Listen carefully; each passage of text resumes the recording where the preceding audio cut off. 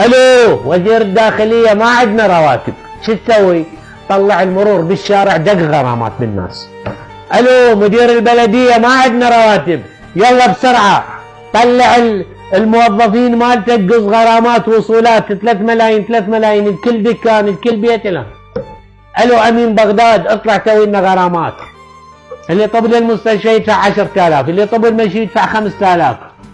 حتى راح يسوون عليكم بالسنة الجاية جبايات بعد أكثر من هاي، وأنتم الآن تنتخبوهم.